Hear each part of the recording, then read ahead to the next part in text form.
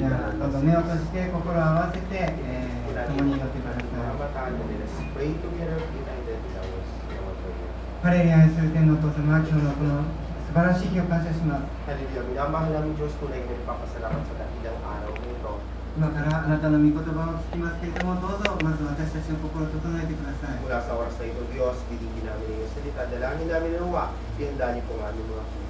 そしてあなたの言葉から本当に今週1週間生きる糧を与えてくださいます。Tulungan niyo rin po kami na bawat isa amin, may establish namin na sa loob ng isang linggong ito, maging matatag ang aming pagbuhay paglakad sa daan ng ilaga sa amin. そして本当に私たちの信仰が強められ、あなたの御心を知ることができます。 Kaya tulungan niyo rin kami na nawa ang pananampalataya ay tumatag, ang inyong kalooban ay masundan, magpapala namin ito araw-araw. そして私たちに本当に人を愛する心、あなたを愛する心を与えてください。 And give us, Lord God, your heart that we be able to love you and also love other people. イエスキリストの皆によってお祈りします。 Pray this to you, Lord, in Jesus' name. アーメン。 Amen. アーメン。じゃあ今日今までずっと義明シリーズでお話をしてきましたけれども、今日で義明のこのシリーズ最後です。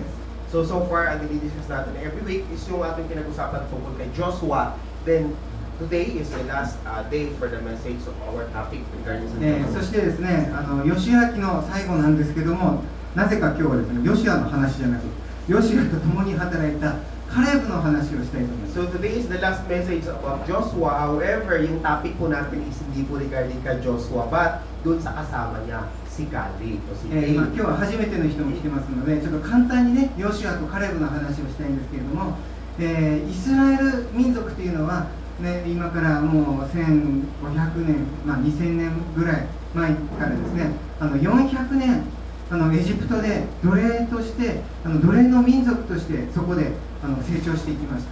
So para po sa mga bago, gusto ko mabigyan ng background. So siguro mga 2,000 years ago, sabihin natin na 4,000 年ぐらい前から。 years ago, so nasa mga 400 na taon, ang mga Israelita during the time ay naging alipin po sila sa Egypto. そして B4 クライスね、BC1500 年に、ね、有名なモーセという人が立ち上がってイスラエルの奴隷であったエジプトの奴隷であったイスラエル民族を導いて、そして彼ら航海、ね、大きな海を開いて、そして渡って彼らの民族およそ300万400万って言われてますけど、その民族をエジプトから救い出したんですね。 So 1500 BC, during the time, meron isang tao ng pangalan niya Moses na siya ay tumayo para pamunuan ng mga Israelita na mula sa pag-alipin sa Egypto, ito'y kanilang dinaan na tawag natin Red Sea hanggang papunta sa Ilaw. そのレッドシー、航海を渡ったところはですね、大きな砂漠がありました。 Then, nung natawid nila yung Red Sea, meron pong napakalawak na ilang sinasabing wilderness. その、砂漠シナイ半島ですけども、そこはですね、約束、神様がここの地に行きなさいと言った約束の地、カナンの地ですね。カナンの地まではおよそですね、歩いて徒歩でね、10日間ぐらいで着けるところです。 So mula doon sa lugar na kilala niya sa wilderness, papunta doon sa Canaan, which is your promised land, na ipinangako ni God, abutin lang po yun ng mga 10 days by foot kung sila'y maglalakad. そしてモーセたちはですね、そのカナンの地の近くまで来て、12部族がイスラエルにあったので、1部族から1人リーダーを派遣して12人のスパイをカナンの地に偵察に行かせました。 Then, bago po sila dumating dun sa Canaan, yung sinasabing pangakong lugar, yung 12 tribes, hinati-hati po ito ni Moses. Then, he sent yung isang leader. Then, yung bawat leader na yun, nagpadala ng mga espiya papunta doon sa Canaan. 40日間、彼らはカナンの地を偵察して、モーセのところに戻ってきて報告したんです。 Then, after 40 days of spying doon sa land of Canaan, bumalik po sila kay Moses para magbigay ng kanilang report. みんなが言ったことは、ね、そこは神様が言ってた通り、素晴らしい乳と蜜の流れる、ミルク&ハニーの流れるね、素晴らしい豊かな土地です。 So yung report ng mga spies kay Moses, tunay nga kung ano sinabi ng Diyos, ito'y totoo. Dahil yung lugar na aming pinuntahan, dahil sinasabing pangako na Kanaan, ito yung dumadaloy yung gatas o sabi sa yung milk and honey. Ito yung talagang sagana na lugar. しかし、あそこにはね、カナン人、アナク人という人たちが住んでいて、彼らは巨人で、も今も遺跡で発掘されてきてますけど、3メーター、4メーターという巨人たちが住んでいた、そのような場所で、とてもじゃないけど、あの人たちに戦って勝つことはできません。そのように言いました。However, yung ni-report nila after noon is totoo yun, pero yung mga nakatira sa lugar na yon ay puro mga higante, na which ito yung mula sa lahi ni Anak, na imposible na ito yung matalo natin, hindi natin kaya itong labanan. 12人のうち10人がですね、あそこの地に行ったら殺されます、私たちは滅ぼされるために、ね、神様がここまで導いたんだ、そのように文句を言いました。Out of 12 tribes, yung 10 na spies, ay lahat sinasabi nila iisa, na hindi natin kakayanin yung lugar na yon, imposible na ito yung mapagtagumpayan natin. Pupunta tayo kung lalaban, tayo'y mamamatay lang. だけど、そのうち2人だけ、ヨシュアとカレブという人たちだけが、いや、あの地は素晴らしい、神様がついていたら私たちはあの場所を占領することができる、あそここそ神の約束の、神が与えようとしている地なんだ、そう言ったんですね。However, for the other spies, sinasabi nga nila si Joshua at si Caleb, ang sagot nila, totoo nga mahirap, pero kung ang Panginoong Diyos ay sa atin, mapagtatagumpayan natin ang lugar at pasasakop natin, which is ito ay pinangako ng Diyos para sa atin. そのように言ったヨシュアとカレブをイスラエルのすべての人たちが石を持って殺そうとしました。 So, nung masabi ito ng dalawang spies, yung lahat ng mga tribo ng Israelita dumampot ng bato para sana patayin yung dalawang espiya. すると神様の臨在が現れて、そして、ね、もうあなた方はあの地に入ることはできない、あなた方が言ったようにね、あなた方はもうあの地には行かずにこのアラノで死ななければならない、そのように言われてイスラエルの人たちは40年間アラノで過ごしたんですね。 Then suddenly, yung presence ni God in the form of cloud, bumaba ito. At yung 10 na nagbigay ng negative na result, sinabihan ng Panginoon na lahat, pati ng inyong mga lahi, sa loob ng 40 taon na hindi makakalis sa lugar na ito, hindi makakapasok doon sa Kanaan. そしてその当時の20歳以上の大人は全員滅びて、ヨシュアとカレブだけが40年後ヨルダン川を渡って、ね、そのカナンの地に入っていき、その場所を所有することができました。 Lahat ng lahi kasama ng 10 mga espiya hindi nakapasok, liban dun sa dalawang lahi, which is kila Joshua at Caleb. Sila lang ang nakapasok at ang lahi nila dun sa promise. これがヨシュア記のバックグラウンドですね。それで今まで4週間ヨシュアとカレブ、ヨシュアたちがどのようにしてこの地を所有していったか、その話をしてきました。 So this is just the background na binigay ko sa inyo kung ano bang istorya na papaloob sa libro ng Joshua. Pero ngayong araw, kakaibang kwento ang aking hayag sa inyo. そして今日のテーマは最後ですね。その神が与えようとしている約束、大きな祝福がありますけれども、その約束を手に入れることができる人っていうのはどういうような人が神の約束を手に入れることができるか、そのことについて今日最後話していきます。 However, today, yung huli kong message regarding sa Joshua, ang ibibigay ko sa inyo ay regarding sa pangako ng Diyos. Totoo may pangako ang Diyos at ibinigay sa kanila. Pero anong uri ng tao, anong uri ng karakter ng tao, meron dapat siya para makuha niya yung ipinangako ng Diyos. 今日は特にそのね、約束の地をね、全ての人たちが荒野で死んだのに、カレブとヨシュアだけが約束の地を手に入れることができました。そのカレブの生き方を通して約束を、神の約束を手に入れる人というのはどのような人なのか、聖書から学んでいきたいと思います。 So, titignan natin yung kwento sa 12 tribo, yung 10 tribo at lahat ng kanilang lahi ay namatay po yun. Yung 2 tribo, which is kay Joshua at kay Caleb, kasama ng kanyang mga lahi, yun lang ang nakapunta. So, paano sila nakapasok sa promised land? Yun po yung pag-aaralan natin. それでは今日の御言葉である民数記の14章24節をもう一度皆さんでお読みしたいと思います。 So, for our word, basahin po natin ulit yung Numbers 14, verse よろしいです 24. か？じゃあ一緒に読みましょう。 Sabay-sabay po natin babasahin. 1、2、3。ただし、私のしもべカレブは他の者と違った心を持っていて、私に従い通したので、私は彼が行ってきた地に彼を導きです。彼の子孫はその地を所有するようになる。ここに書いているようにですね、ヨシュアとカレブは他の者と違った心を持っていた。だから彼らは約束の地に入ることができた。これは神様の言葉です。 So, gaya na nasulat dito, yung sinabi ng Panginoon, si Joshua at si Caleb, kaya sila nakapasok doon sa the promised land because meron silang kakaibang puso kumpara doon sa iba na hindi nakapasok. しかしね、ヨシュアとカレブとイスラエルの人たちとはどのような違った心を持っていたんでしょう。 However, ano ba yung pagkakaiba ng puso ng ibang mga taga-Israelita o ibang Israelita kumpara doon kay Caleb at kay Joshua? 皆さん聖書はねこんなに分厚いですけど、これは英語とね日本語がついてるのでこんなに分厚いんですけれども、それにしても聖書っていうのはねたくさんこういろんなことが書かれてますよね。 So kung titignan natin yung Biblia, napasama yung English at saka Japanese, doon napakakapal siya. Pero kung titignan natin yung laman, napakaraming pangako ang Diyos na napapanood dyan. ここの中にはですね、道徳的なこと、また神様の命令、いろんなことが書かれてますけれども、ね、神様が祝福するというね、いろんな約束がたくさん書かれてます。ね、何個ぐらい神様は私たちに約束を与えていると思いますか？ So dito sa libro ito, marami na papanood, nandun yung batas ng Diyos, nandun yung mga binibigay ng Diyos sa habilin sa atin na dapat natusundan. Pero ang napakarami dito is yung mga pinangako ng Diyos para sa atin. Sa palagay nyo, ilan ang pinangako ng Diyos na ibinibigay para sa atin? Friends, what do you think? How many we have promise from God in Bible?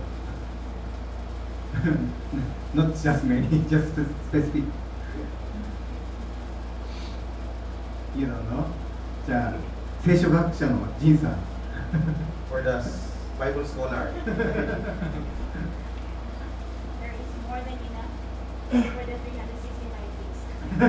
Sinengkan, masagyan ko pinugo. Yes, ね、365以上いるよ、right? ね、above 365. But ね、actually there is 7,000 promises. ね、7,000もの約束が書かれています。もちろん、ね、永遠の命、ね、許し、救い、それだけじゃありません。経済的な繁栄、健康、ね、そして人間関係から夫婦関係、心の癒し、病気の癒し、あらゆる約束が7,000も書かれています。 So kung titignan natin, 7,000 yung napapaloob ng pangako dito. Kasama na po doon yung salvation natin, yung forgiveness natin, sa lahat ng pamilya yung kapatawaran, pagdating sa kaperahan o sa financial nating pangailangan, iba't ibang mga kailangan natin sa buhay. Lahat napapaloob dito sa 7,000 na pinangako ng Diyos. だけど、ね、なぜクリスチャンはね、こんなにいっぱいの約束をもらっていながら受け取ることができないんでしょう。 But the question is, merong pangako 7,000, bakit hindi ngayon natatanggap, hindi na-enjoy ng mga Kristiyano? 約束を受け取ることができる人と受け取ることができない人との違いは何でしょう。 So ano yung difference doon sa tao na nakaka-receive ng promise at doon sa hindi nakaka-receive? ね、今日はどのようにしたら約束をいただくことができるのか、どのような人が約束を手にすることができるのか、そのことを最後に考えたいと思います。 So today, I want you to consider kung ano ang pagkakaiba ng tao na makakatanggap ng promise. So ano dapat na gawin ng taong iyon upang yung promise o pinangako ng Diyos ay makuha niya? じゃあ、カレブの生涯を通してですね、どのような人が約束を受け取ることができるか、それを見ていきたいと思いますけれど So も、 today, based on sa story o sa life ni Caleb, pag-aaralan po natin kung paano ng isang tao makuha niya ang pinangako ng じゃあま Diyos. ず1番目、 Number そ 1. のポイント、約束を得る人はどのような人か、御心に焦点を当てて生きる人です。 So number 1, a promise to get the promise, a person who get the promise of God is a person who live with a focus on God's will. クリスチャンはみんな神様を信じていますけれども、すべての人が御心を見ながら生きているわけではありません。 So alam natin na karamihan sa mga Kristiyano is naniniwala sa Diyos, pero hindi sila namumuhay na talagang bukal sa kanilang puso para sa Diyos. 神様の約束はたくさんあるけれども、神様の約束を得る人は神様の御心を見て生きる人です。 So lahat kasi ng mga alam nila na yung pangako ng Diyos ay naroon, pero hindi nila yung ipinapamuhay. ね、ちょっと皆さんに考えてもらいたい質問があります。 So meron akong question na gusto kong isipin ninyo. 信じると、ね、信頼する、believe と trust の違いは何でしょう。 So what is the difference between believe and trust? ね、聖書ではね、I believe in God、ね、I trust in God 言いますよね。 So in the Bible, normally lang kasi I believe in God, I trust in God, normal na babasa natin yun. ね、私質問してね、皆さんイエス様、ね、Do you believe Jesus Christ? So tanong ako, do you If believe? you believe, please raise your hand. ね、OK、じゃあ please put it down. ね、じゃあ、do you believe, do you trust Jesus Christ? ね、everybody. じゃあ、what's the difference? What's the difference? どうでしょう、花ちゃん。believe と trust の違い。What's the difference between believe and trust?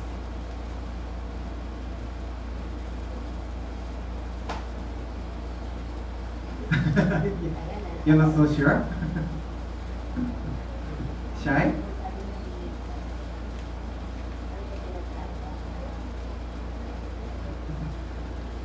さゆりちゃんは？ I think that Mm. believe only, you believe that there is God, but you don't trust. But the difference between believe and trust,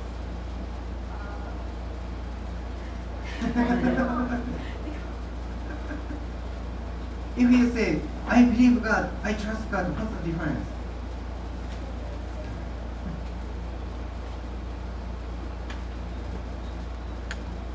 You're not sure, sure ね。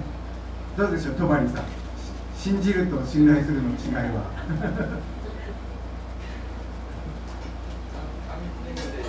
頼るが入ってるから、ね、信じるは、まあ、そういうか、ところで、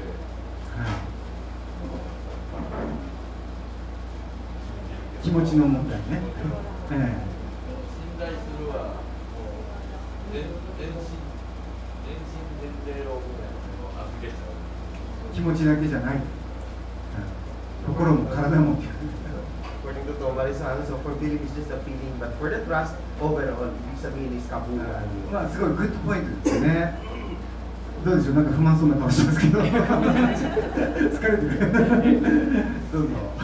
信じるは言葉とか約束をその起こると実現するって思うことで、信頼するはその人とか何か人をまあいい人だと思う。Bakit siya naman, yung belief is Ah, just a word. good point. Yung trust is yung talaga yung actual na gagawin mo. じゃあ最後に聖書学者のジンさん。Or Bible scholar. Like for example, Satan. Satan believes God, but he doesn't trust God because he rebelled against God. Like that difference. It's putting your heart if you trust God. And if you put belief and trust together, it would be very good. Like we can believe, but sometimes we cannot trust. We can believe like we can just say, "Oh, I believe you can do it." But if you trust, like for a child, if that child jumps from a high level, so if that child trusts the father to catch them, so that is trust, like the illustration of belief. Yeah, ね、さすがね、いや、トゥルーリーのバイブルスカーだね。ね、まあいいポイントですけど、まあ皆さんね、すごいいいポイントですね。ちょっと私がエグザンプルね、ピクチャーを皆さんに紹介したいと思いますけれども。ビリーブとトラストの違い。皆さんこの人見たことありますか？チャールズ・ブロン。Kilala niyo ba si Charles Blandon? ね、いかにも怪しい顔をしてますけど。Titingin niyo parang hindi ka panipaniwala yung mukha niya. 彼はですね、18世紀の終わりにね、綱渡り師として世界的に有名な人です。So for the 18th century, isa yung famous na tumatawid sa ano ba to? Sa lubid. Yung lubid nga. タイトルをウォーカーね、タイトルをウォーカー。して彼はね、ただ綱渡りしただけじゃなくてですね、なんとね、このナイアガラの滝の上にロープを張って、その長い距離を綱渡りをし So hindi lang siya basta tumatawid doon sa lubid, kundi yung lubid na yon nakatali sa kabila o sa taas mismo ng Niagara Falls. Tumatawid siya, hawak yung 落ちたらもう本当に終わりですよね。 Kasi pag once na nalaglag siya rito, isang beses lang wala na. だけどこのぐらいはできる人だったらね、世界中にいるかもしれませんけども、彼はね、ただ綱渡りするだけではね、満足しませんでした。彼はですね、時々マネージャーを背中に背負ってね、綱渡りをしたんです、このナイアガラの滝を。 So hindi marami makakagawa kung tumatawid lang doon, pero ang ginagawa niya may iba ng paman, may iba pa siyang pinapasakay sa kanyang likod hanggang sa habang siya ね tumatawid. それだけじゃない、写真がね出てこなかったんですけど、載っていた話はですね、時々彼はクッキングセットを持ってって綱渡りの綱の真ん中で料理を作ってたん So です。 based on the story, ang ginagawa niya, dinadala niya mismo yung cooking mga utensils sa gitna.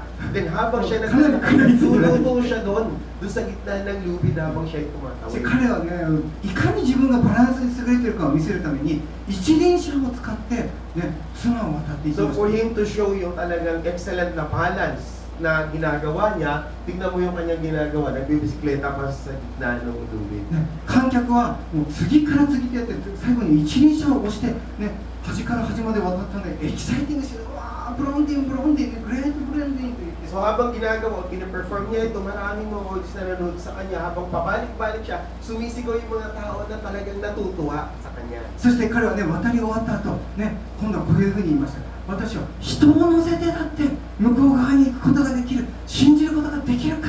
したらみんな英語がですね、I believe you って言ったんです So ね。 pagkatapos ni Sir tumawid doon, ngayon bumalik siya, tapos tinanong niya yung mga audience na nanonood, naniniwala ba kayo na ako'y makakatawid dito, sakay itong bisikleta na meron din akong isasakay? So sagot nila, I believe in you, naniniwala kami. そしたら彼が、じゃあ誰かブラッキーはって言った途端にシーンとなって誰も乗ることがな So かっ ngayon た。 tinanong niya lahat ng mga audience, sino kayo nang bubuluntir sa inyo para sumakay dito sa bisikleta na ito, natatawid kasama ko? Wala akong sumagot. これがね、believe と trust の違いです。 So this is the difference of belief at saka yung trust. ね、観客はみんな、あ、彼は人を乗せてだって向こう側に絶対渡れると信じたんですね、全員。 So nung tinanong niya, kaya niyang tumawid, naniniwala yung mga audience na kaya niyang isakay yung tao nung sa sasakyan at itatawid niyo sa kabila, lahat sila naniniwala. だけど自分の命を預けるまで彼を信頼することはできなかったんです。 However, yung buhay ng taong naniniwala na yun para isakay doon sa bisikleta at itawid o ipagkatiwala sa kanya para tawid sa kabila, hindi po nila pinagkatiwala. Believe と trust の一番の違いは、ね、生む行動の違いです。 So yung pagkakaiba ng belief at saka yung trust is yung mismo actual na gagawin, yung mismo actual na action na gagawin mo. ね、たくさんの人たちが私は神様を信じてます、ね、天国を信じてます、許しを信じてます、そう言いますけれども、ね、罪をやめたり悔い改めたり生活や行いを変えることはしません。 Maraming mga tao nagdideclare na I believe in God, naniniwala na sila sa hell, naniniwala din sa salvation. However, pagdating doon sa pagbabago ng kanilang buhay tungkol sa kasalanan, pagbabago sa takbo ng kanilang buhay, hindi po nila binabago yun. 信じるだけではね、その人の生活や人生が変わりません。 Kahit yung kanilang panampalang belief is not enough para mabago yung kanilang lifestyle. しかし、ね、クリスチャンでも神様を信じるだけではなくて神様を信頼するとき、私たちは神様に信頼してついていき、神様の御心に従い、私たちの行動が変わり、生活が変わり、人生が変わっていきます。 For us also as a Christian, pag sinabi natin tayo sumasampalataya sa Diyos, dapat tayo rin maniniwala sa Kanya na yung Kanyang kalooban o yung Kanyang will ay sundin natin. Ang Kanyang kalooban sa araw-araw, ito'y ating maipamuhay at yun mismo ang magiging daan para magbago ang takbo ng ating buhay. イスラエルの、ね、全員が、ヨシュアとカレブを抜いた全員がなぜ、ね、カナンの地に入っていけなかったんですか。彼らは神様を信じていたけれど神様を信頼できなかったんですね。 Bakit sa karamihan ng mga Israelita, yung 10 na yun, pati ng kanilang mga lahi, hindi nakapasok? Dahil karamihan sa kanila, naniniwala lang, pero hindi sila nagtiwala. Ibig sabihin, nag-believe lang sila, but they don't trust God. なぜ彼らは信じることができなかったんですか。信頼することができなかったんでしょう。 Why they were not able to trust God? 彼らはですね、イスラエルの神は本当の神様だと信じていたのに、神様に命を捧げるほど信頼できませんでした。 So tunay nga po, sila naniniwala na yung Diyos ay nari sa kanila, pero to trust God para maibigay ang kanilang buhay pagkatiwala, hindi po nila ginawa yun. 私たちクリスチャンも同じです。神様を信じていても信頼できないことがたくさんあります。 So also the same with the Christian. Many Christians believe in God, but hindi sila nagtatrust kay God. なぜ、イスラエルは私たちは信頼できないんでしょうか。 So, bakit ang Israelita, tayo din, ay hindi naniniwala sa Diyos? それはビジョンの欠如です。 Ito'y dahilan sa vision, sa pananaw natin sa buhay. 私たちがビジョンを見ることができないからです。 Dahil hindi natin nakikita yung vision, kaya hindi tayo naniniwala sa Diyos. ヘブル書の11章の一節にこのような有名な言葉があります。信仰は望んでいる事柄を保証し、目に見えないものを確信させるものです。 So this is a famous verse in Hebrew 11:1. Sabi dito, now faith is being sure of what we hope for and certain of what we do not see. 簡単に言うとですね、信仰というのはどういうことかというと、信仰というのは神様が見ているものを見ることです。 So to simplify this word is napakasimple lang. Yung kung ano ang pananaw, kung ano nakikita ng Diyos, dapat nakikita din natin to. Ganon din ang ating pagtingin. イスラエルの人たちは約束の地を見たのに、ね、災いを見ました。しかし彼は同じものを見て神様の御心をそこに見ることができたんですね。 So titignan natin yung dalawang unang paningin ng Israelita sa 10 at saka dito kay Joshua. Tinignan nila parehas yung promise na land.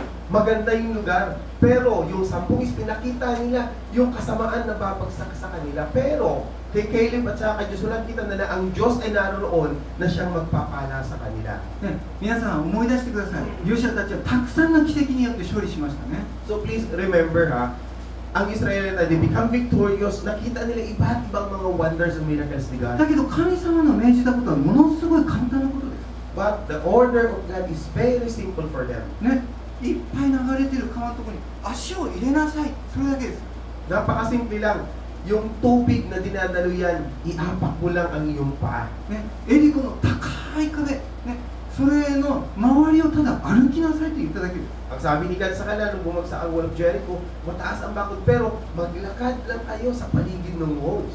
ね、神様に言われたことをただやることは簡単ですけれども、難しいのはその中に良いことを見つけることが難しい。 It's very easy to follow God, but to found yung good thing doon sa inuutos ng Diyos ay napakahirap para sa atin. 川に足を入れるのは簡単だけど、ここの中に入って溺れて死んでしまう。ね、エリコの周りを回るのは簡単だけど、そんなところぐるぐる回ってたら敵に襲われてしまう。ね、悪いものを見て良いものを見れないので、彼らはね失敗するんです。 So madaling sundin kagaya ng mga Israelita, napakadaling iapak yung paa doon sa malalim na ilog. Pero paano pag inapak nila kung sila'y malunod? Kung di kayo maglakad sila sa walls of Jericho, napakadali. Pero paano kung habang sila naglalakad, bigla silang salakayin ng kalaban o sila'y panain, sila'y mamamatay. ね、だから約束の地を見ても神様の御心を見れないなら彼らは失敗します。 That's the reason bakit sila nag-fail. Kasi nakikita nila yung promise na lugar sa kanila, pero hindi nila nakikita ang Diyos na naroon. 私たちの人生もそうです。ね、聖書の中には試練や困難があなた方の人生にはあると書いてます。しかしそれを通して勝利に導き約束に導くためだと書いてます。 So, the same din po sa ating pamumuhay. Gaya ng sinasabi sa Biblia na maraming mga pagsubok o kahirapan ang mararanasan natin. Pero dahil dyan, ito'y ating dadaanan, ito'y mapagpagtatagumpayan natin sa pamamagitan ng biyaya ng Diyos. だけど皆さんどうでしょう。今ね、試練や困難に遭っている人がいるでしょうか。ね、仕事とか病気とか、ね、お金がないとかね、もういろんな苦しみに遭っている時に私たちは本当に良いことを期待することができるでしょうか。 So, however, for sa atin, aktwal, siguro marahil ilan sa atin nakaka-encounter iba't ibang kahirapan sa trabaho, sa buhay, sa pinansyal na bagay. Sa sitwasyon natin ngayon na masama ang ating tinitignan, may nakikita ba tayong magandang bagay na makikita darating sa atin sa kinabukasan? しかし約束や試練とか困難の中で私たちは神様の見ているものを見つけなければ、その先にある約束に私たちは届いていくことができません。 However, the point is, hindi tayo makakaparoon doon sa pinangakong lugar o yung liwanag habang tayo lumalakad sa kahirapan, sabihin natin pagsubok sa buhay, not unless na tayo nakatingin sa Kanya habang tinitignan natin yung lugar na yun na Kanyang pupuntahan. 神様はですね、神様を信じますという人だけではなくて、信頼して神様の押すね、一輪車に乗る人、その人を、ね、約束の地まで運んでいっていく。 Ang mga tao na makakapunta lang sa pangako, sa promised land, is hindi lang yung mga tao na, I believe in God. Hindi lang po yun. Kundi yung mga tao na mismong sasakay sa wheelbarrow na siya mismo sasakay, susundan niya kanyang buhay, pagkakatiwala niya kanyang buhay, hanggang sa makatawid.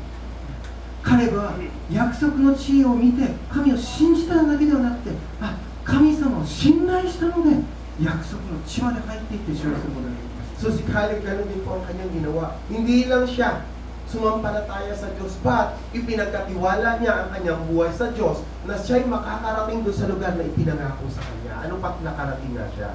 だからね、信仰による戦いというのは目に見えている現実を見るのではなくて、ね、神の御心に焦点を当てて生きることです。 So that's why the battle of faith, yung pinaka-battle natin, is hindi po yung paningin natin na nakatuon doon sa nakikita, kundi ang ating paningin dapat nakatuon doon sa mga bagay, nakafocus doon sa mga bagay na hindi pa natin nakikita.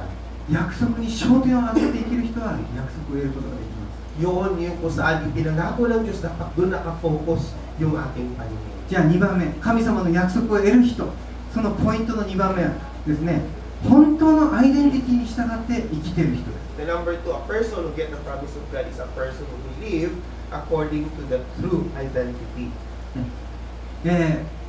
カレブをですね、聖書を読むとカレブの紹介の時に必ずこのように書いています。ケナズ人エフネの子カレブと言われているんですね。 So sa parang identity na pinapakilala sa Bible, makikita natin, for Caleb, ito nasulat, not one except Caleb, son of Jephunneh, the Kenizzite, and Joshua, son of Nun, for they followed the Lord wholeheartedly.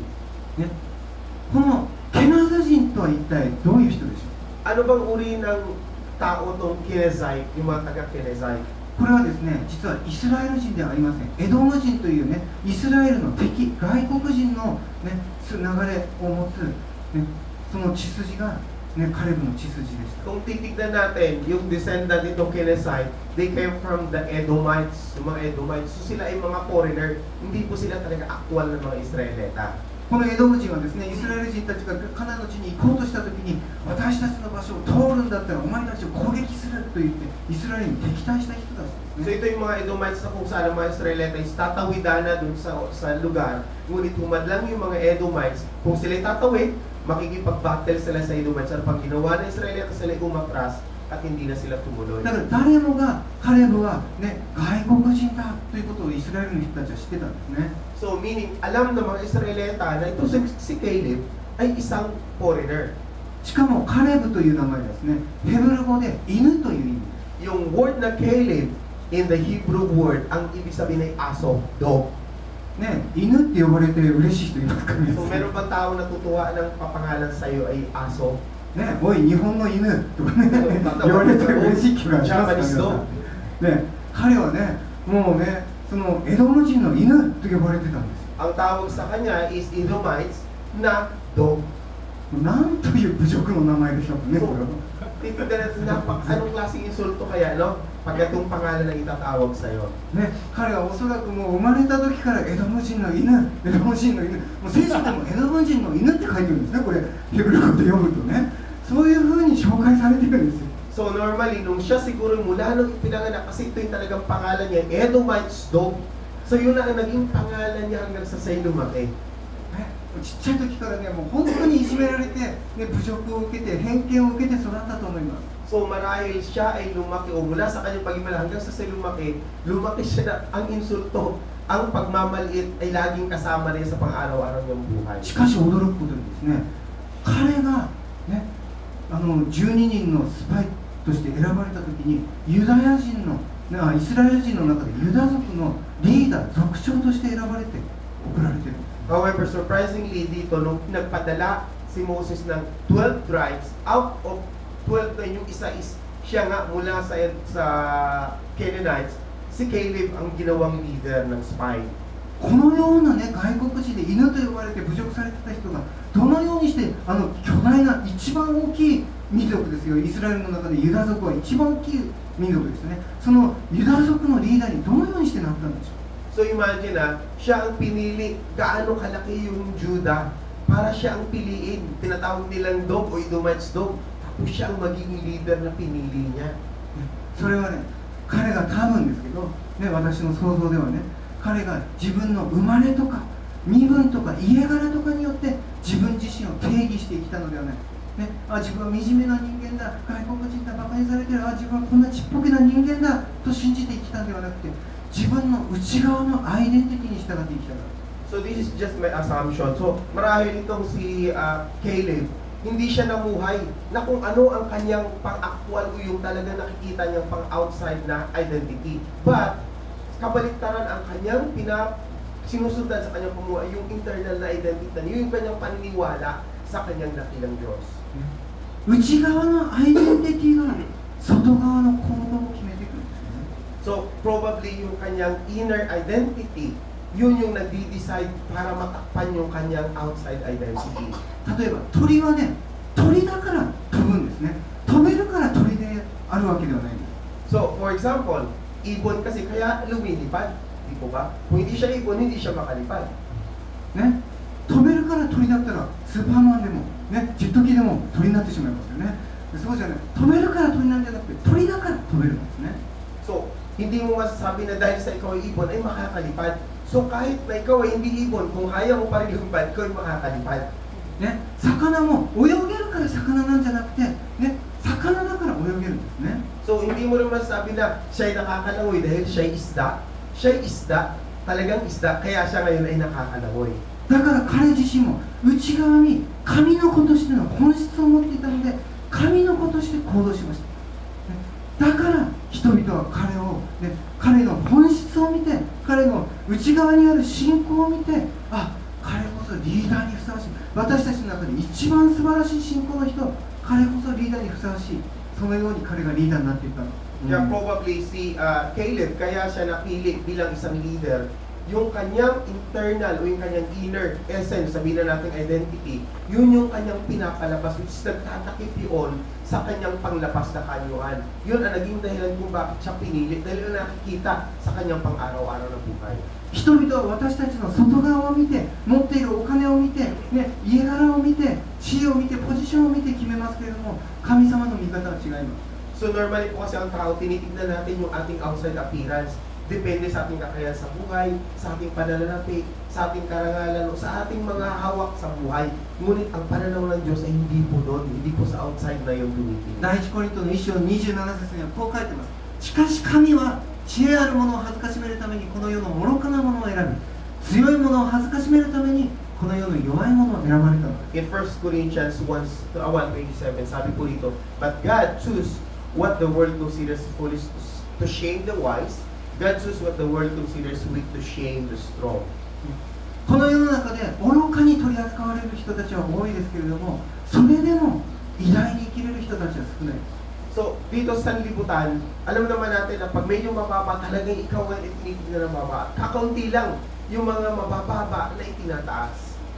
カレブは愚か者のように取り扱われました、ね、外国人、ね、そしてケナズ人、ね、そして犬、そのように呼ばれましたけれども、彼はそのようにして生きたのではなくて、内側にある、ね、偉大な信仰に従って生きたので、彼は偉大なものとなっていた。 So, isa rin dito si Caleb, marahil siya'y lumaki din na gano'n na napakalit ang pagtingin sa kanya ng mga tao na kapaligid sa kanya.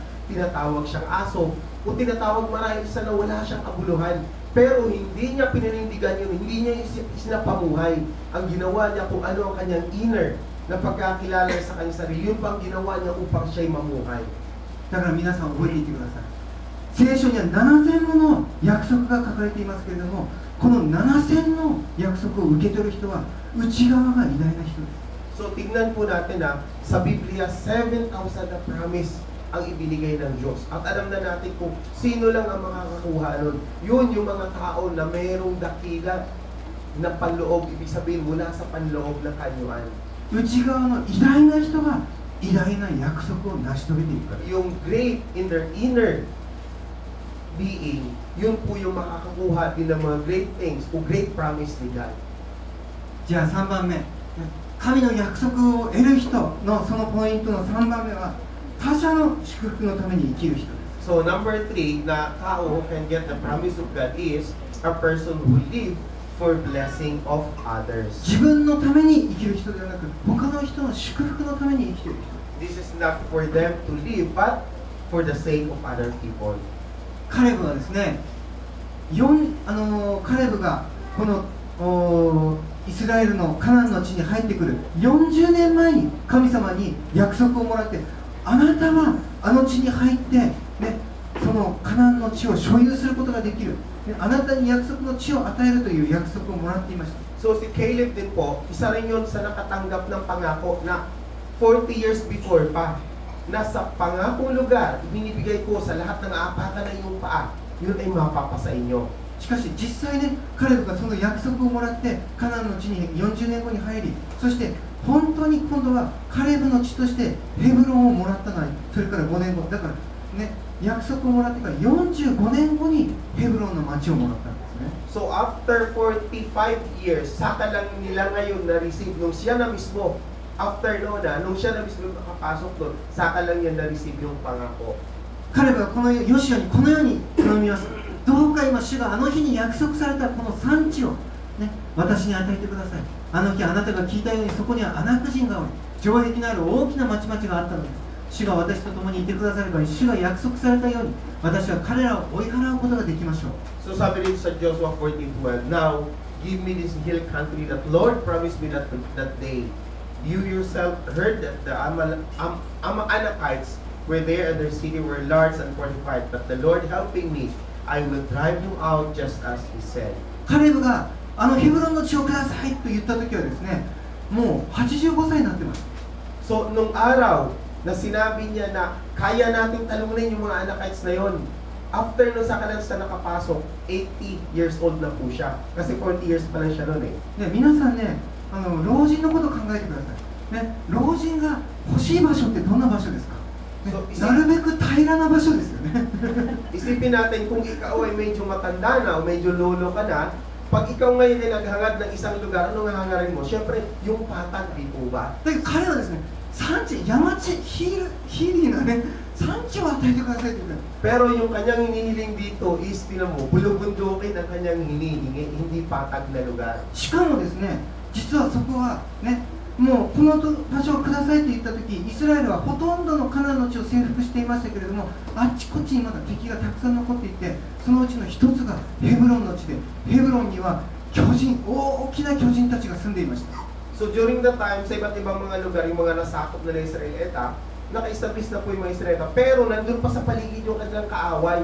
And isa doon is yung Hebron, na kung saan is napakalaking mga tao, yung pinakamalakas nilang kalaban ang natitira. しかもアナク人の中でもですね、このヘブロンは昔キルヤテ・アルバと呼ばれていて、アルバという人はアナク人の中でも勇者のうちの一人で有名なアナク人でした。その彼の子孫たちが住んでその町を牛耳って支配していたんですね。 Yung sinasabi niya ritong Hebron, yun ang mga tinitirhan ng mga Anakites. Yung mga Anakites is yung mga lahi mula sa Kiryat Alba, na kung saan sa lahat ng mga higante, sila yung mga malalakas at walang nakakatalo sa kanila. Yun yung mga tao na nakatira pa sa lugar na kanyang hinihiling. ね、彼はなぜヨシアにあのヘブロンの町をくださいって言ったんでしょう。 So bakit hiningi ni Caleb kay Joshua na yung lugar na yun ibigay mo sa akin? ね、それ一番いい土地だったからではなくて、一番困難、攻め落とすために、一番占領するために一番難しい場所だったからです。 So for him, this is not because maganda yung lugar, but alam niya na ito'y napakahigpit, makahirap na lugar at ito'y malaking threat para sa kanya. ユダ族が攻めたのに、その場所は取ることができませんでした。だから、もし彼らをやっつけなかったら、彼らを滅ぼさなかったら、逆にユダ族たちが滅ぼされる。そのことを、ね、カレブは知っていたので、私があの場所を取りに行きます。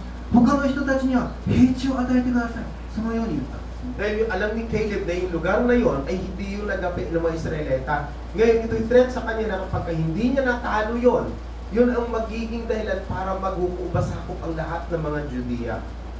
この世の金持ちとか権力を持っている人たち、政治家とかね、そういう人たちはね、自分たちの力を使って一番良い場所を取りますね。一番良い仕事を取って、一番利益の出るところを取って、そして貧しい人とか弱い人には残り物だけを与えますよね。 So in this world, alam naman natin kung paano yung standard ng pagpili dito. Wala yung mga malalakas. Alam nila yung mga magagandang lugar, mayamang lugar, marami pero ibig sabihin yung may makapangyarihang lugar, yun ang una nilang kinukuha. Yun ang parang standard na pila ng mga leader sa ating panahon ngayon. だけど信仰の強い人は違います。 But merong dakilaw sabihin natin great faith. 信仰の使い方は全く逆です。the usage, pag sabi natin yung paggamit ng ating pananampalataya is opposite po dun sa binabanggit namin. イエス様は弟子たちにこう教えました、ね、世の中の人たち、偉くなりたい人たちはみんな自分たちの利益をね全部吸い上げてしまうけれども、しかしあなた方の間ではそうではありません。あなた方の間で偉くなりたいと思うものは皆に仕えるものになりなさい。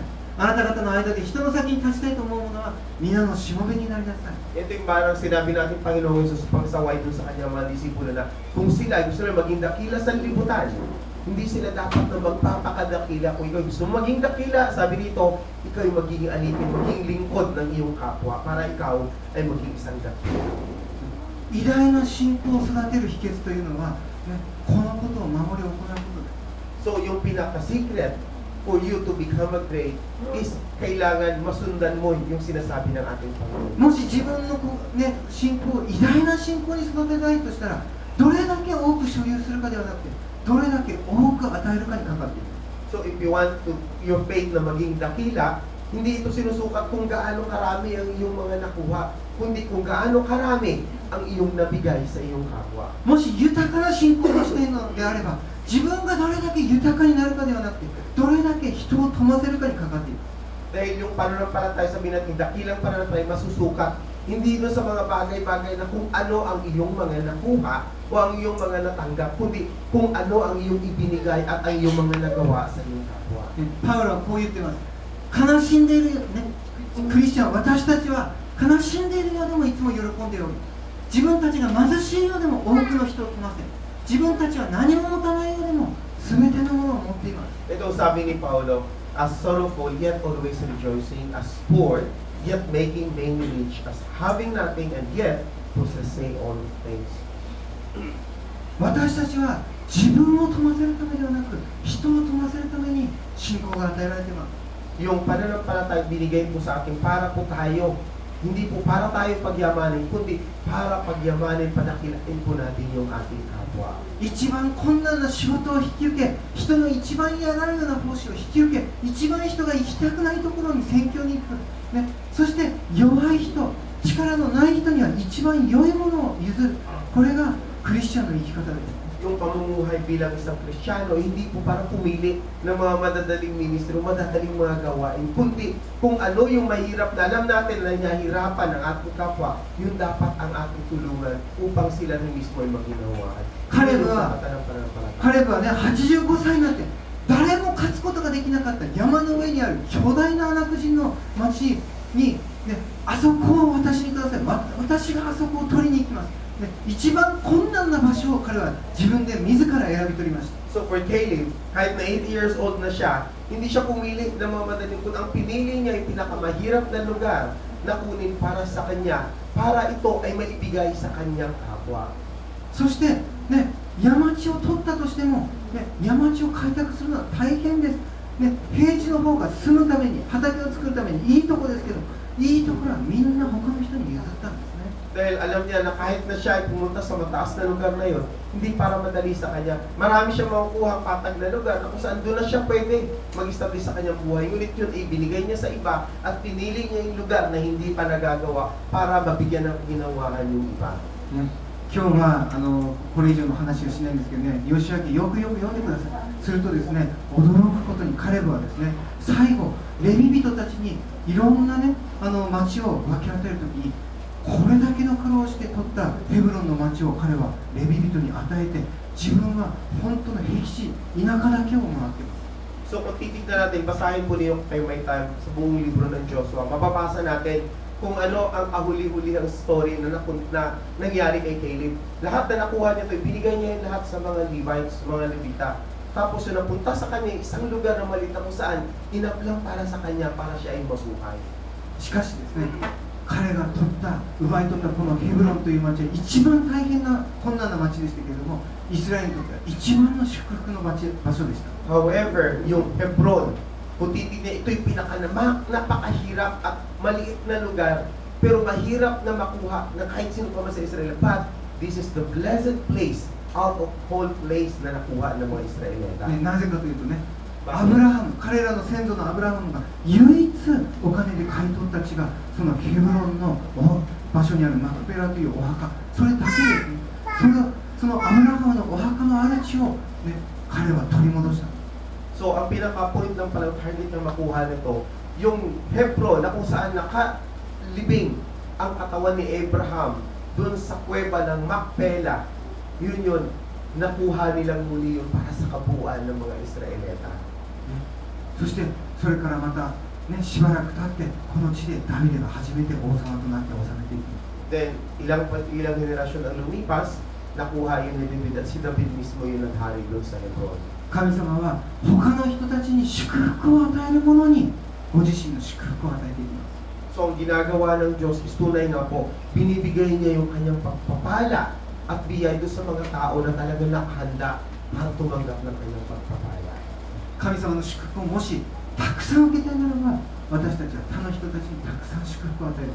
That's why if we really want to receive much blessing from God, we need to give more blessing also to others. じゃあ最後、カレブから学ぶポイントですね。 So 最 finally, 後の、ね、神の約束を得る人の最後のポイントは、神に従い通して生きる人。 the last point of a person who can get the promise of God is a person who follow God wholeheartedly. ヨシア記の14でこう言ってます。それでヘブロンはケナズ人エフネの子カレブの相続地となった。今日もそうである。それは彼がイスラエルの神、主に従い通したからだ。 So sabi sa Joshua 14:14, so Hebron has belonged to Caleb son of Jephunneh, the Kenizzite ever since, because he followed the Lord, the God of Israel, wholeheartedly. 一番最初今日読んだ民数記、ね、あの約束を与えられてから、ね、約束の地をあなたに与えようって言われてから、彼は45年間も待たなければいけませんでした。 So yung binasa natin sa Deuteronomy kanina, yung lugar na inyong apakan na ay mapapasa inyo, nakuha nila but after 45 years pa. 40歳の時にあの場所に与えられるって言われてね、喜んでたでしょうけども、実際に与えられたのは85歳ですよ、皆さん。 So, nung 40 years old pa siya, pinangako yun sa kanya. Tuwan-tuwa siya dahil yun ay ibibigay sa kanya. Pero in actual, nakuha niya mismo yung lugar na yun nung siya 85 years old na. しかし彼は、神様が言っている通り、従い通したので、神様の約束の地が与えられたんです。 So, because they follow God, so yung naging reason kung bakit nakuha nila yung pinangako ni God. 今日も同じです。 So, the same thing po for us today. 私たちはたくさんの7000もの約束をもらってますけれども、神に従い通した人がそれを得ることができます。 So, the same as today, God has promised 7,000 promises ang binigay niya sa atin. But those who follow, who obey God, ang lang makakuha ng promise na yan. 神様はですね、まるでね、この神様の約束というのは大きなダイヤモンドのようです。 Ang pangako ng Diyos ay parang napakalaking diamante. ね、皆さんこの中で大きなダイヤモンドを持っている人いますか？皆さん。 So, dito sa inyo, meron bang may pagkaari ng malaking diamond sa inyo? ね、もう世界一高いダイヤモンドで何十億円とするやつですよ。それエリザベス女王が持ってます。 So, alam naman natin kung sino may pinakamalaki na halaga is $1 billion. Ito yung si Queen Elizabeth, diba? Sa iyo may malaking diamond. このダイヤモンドを受け取るためにはね、条件があります。 So, of course, para po makuha yung diamond is there's condition. 安いダイヤモンドだったら別にいいんですけども、 So, for the cheap diamond, so madali lang po yung magpili. 高いダイヤモンドを指につけるためには、ね、それにふさわしい土台が必要です。 But of course, para po dun sa talagang mahal na diamond, isa ang condition doon na pag kayo na ilalagay mo, gagamitin mo, ang pinaka-foundation niya dapat is maganda din.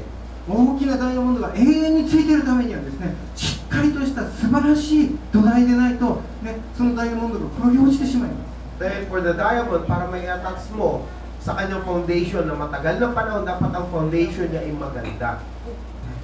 私たちが神様の素晴らしい、ね、この約束を受け取るためには、私たちも約束を受ける土台を築いていかなければいけません。 So the same also for us. For us, para ma-receive natin yung mga promise ni God, kailangan din maging maganda ang ating foundation. 神の約束にふさわしい土台ができたときに、私たちは初めて約束を受け取る準備ができます。 Because once we are ready, we are worthy to receive yung promise ni God, saka lang po natin ma-receive. Not unless na magiging worthy tayo, hindi po natin ma-receive yung promise ni God. 神の7000の約束を受け取るにふさわしい土台、それは、ね、この忠実さです。 So the worthy foundation that we need para ma-receive ang mga promises ni God is yun yung faithfulness. This is the worthy foundation. 彼はどのような時でも、ね、もう外国人と呼ばれ、犬と呼ばれてバカにされ、そしてスパイに行った時に、ね、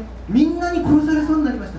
たとえ、ね、自分がリーダーであるのにユダ族の人たちにさえ殺されそうだった時もですね、彼は常に神に忠実に従い通し、みんなが荒野で死んでも忠実に従い通し、そしてこの約束の地を得ていたんですね。 So si Caleb gano'n din po. Kahit mula sa kanyang pagmaliit, maraming mga kahirapan. Pero siya naging tapat. Kahit nasabihin siya kung anong mga bago, anong kalokohan na sinabi sa kanya, siya natiling tapat at sinusunod pa rin niya yung kalooban ng Diyos hanggang sa huling sandali. 皆さん、神様の約束が欲しいでしょうか。 So, kailangan nyo ba? O do you really need the promise of God? 永遠の命が、ね、永遠の許しが、救いが欲しいでしょうか。 So, kailangan ba natin yung eternal forgiveness, eternal life?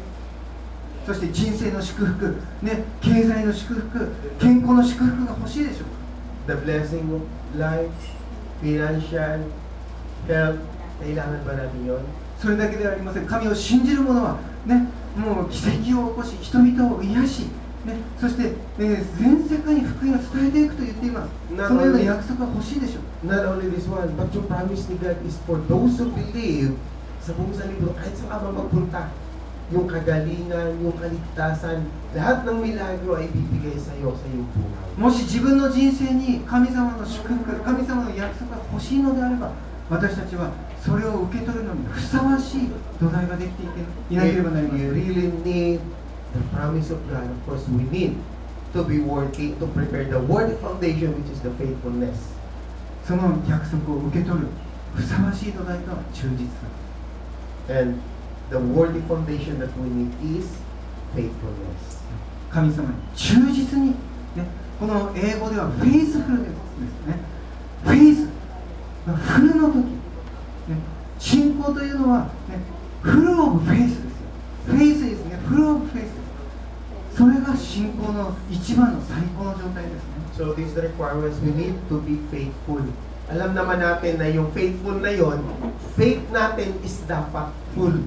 Puno dapat lagi yung ating pananampalataya para ma-receive natin yung pangako ni God. だから信仰、ね、フェイスというのはフルオブフェイスです。忠実さが最高の土台です。 So this is the excellent foundation na kinakailangan natin, yung faithfulness. Yung faith natin o yung kapunuan lagi ng ating pananampalataya. ぜひ忠実にこの土台を築いていきましょう。 So let us establish どうぞ let お立 us ちくだ set さ up い。our foundation through 一緒に祈りに賛美をしていきたいと思います。 Okay. Tayo po'y tumayo po.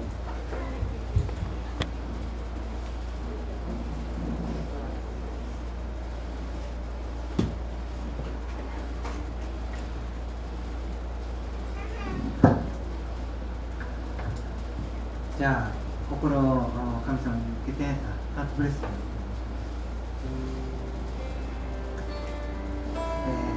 心から今神様に祈っていきたいと思います。 Tayo po'y mananalangin sa Diyos mula sa ating puso. ハレルヤ愛する主よ、私たちはあなたを信じていますけれども、信頼することはすごく難しいことです。 Minamahal namin Diyos, tunay nga po kami sumasampalataya sa inyo. But alam namin na ang pagtitiwala yung trust ay mahirap sa amin. 人生がうまくいっている時には信仰を持つことは簡単ですけれども、困難な時、苦しい時、傷つけられる時、私たちはその中でもなお良いものを見るというのは難しい。 Tunay nga o Diyos na pag maganda ang takbo ng aming buhay, yung pananampalataya ay napakadali sa amin. But pagka kami nasugatan, pag kami nasa kahirapan, hindi po madali para sa amin. しかし良い時も悪い時も本当に忠実にあなたに従い続けることができますよ。 But Lord, dalangin po namin na nawa. Kahit sa kabutihan, kahirapan, o iba't ibang bagay, tulungan niyo po kami na nawa ang aming pananampalataya o aming faithfulness ay patuloy manatili sa inyo. 困難や試練を見て生きるのではなく、傷つける言葉や傷つける人たちを見て生きるのではなくて、あなたに目を留めて、主に目を留めて生きることができます。Tulungan niyo kami, Lord, that we may be able to see you, not seeing, Lord God, yung mga kahirapan sa buhay, not seeing yung mga bagay na umaapi sa amin, o yung mga bagay na nagpapahirap, kundi ang aming paningin na o Diyos ay lagi nakatuon sa inyo. 神様の良い素晴らしい約束を手に入れるその唯一の土台、それは忠実さです。 Alam namin, O Diyos, ng faithfulness o yung katapatan ang siyang nagiging foundation para matanggap namin ang inyong mga biyaya at pagpapala. フルオブフェイスで信仰に満たされて私たちあなたの約束を受け取ることができますよ。 Tulungan niyo kami, O Diyos, na nawa dahil sa aming kapunuan ng pananampalataya, full of faith, yung inyong mga biyaya, inyong pagpapala ay aming makamtan sa araw-araw. これから歩む長い人生を主に忠実なものとして生きることができるよう私たちを強めてください。 Lord, strengthen us that we may be able to be strong na habang sa paglakad namin sa mahabang buhay na ipamoy sa libutan, maging tapat kami na ikaw ang aming susundin at lagi namin sasampalatayaan. イエス・キリストの皆によって祈ります。 This is our prayer, Lord, in Jesus' name. アメン。じゃあ、 Amen. ガッドブレスよ、一緒に歌いましょう。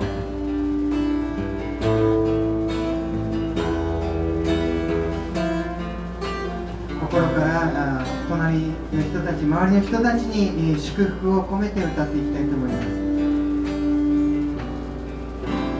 God bless you 神の恵みが豊かにあなたの上に注がれますように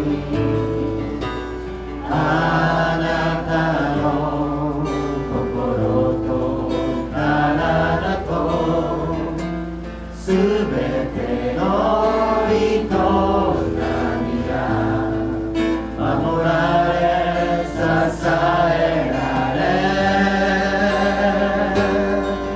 喜びあふれるように私は祈ります God bless you God bless you God bless you God bless you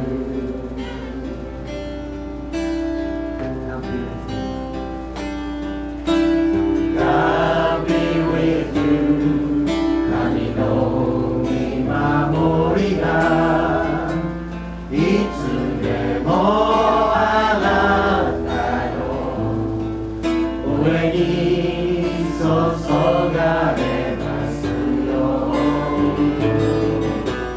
あなたがどこにいるとしても何をするとしてもいつでも神様が共におられますように私は祈ります God be with you God be with you God be with you God be with you God be with you God bless you God bless you God bless you God bless you God bless you God bless you God bless you God bless you God bless you ハレルヤ愛する天のお父様 Hallelujah, minamahal namin Diyos sa langit. あなたの祝福、あなたの恵み、あなたの約束がいつも十分に与えられていることを感謝します。 Kami nagpapasalamat o Diyos dahil sa patuloy na ibibigay niyo sa amin ay yung pagpapala at biyaya. どうぞ今週1週間も私たちがあなたと共に生き、あなたの約束、あなたの祝福にふさわしい歩みができますように。 Nawa sa loob ng linggong ito, kami maging dakila na maging worthy kami o Lord upang tanggapin ang mga biyaya at pagpapala na ipagkaloob sa amin at palakaran namin ito sa araw-araw. あなたを信じ、あなたを信頼し、あなたの一輪車に乗って約束の地に私たちを導いてください。 Lord, lead us that we'll be able to believe you, to ride in your wheelbarrow, habang kami sumasampalataya at nagtitiwala sa inyo papunta sa lugar na iyong pinangako sa amin. 今週1週間一人一人の上にあなたの祝福、恵みが共にあります。 May your blessing, your grace will be each one of us throughout this week. 父と子と聖霊の皆によって祝福しておいていきましょう。 We pray this a big blessing to you in the name of the Father and the Holy Spirit in Jesus' name. アーメン。 Amen. じゃあどうぞ、このような人たちに God bless you と祝福して挨拶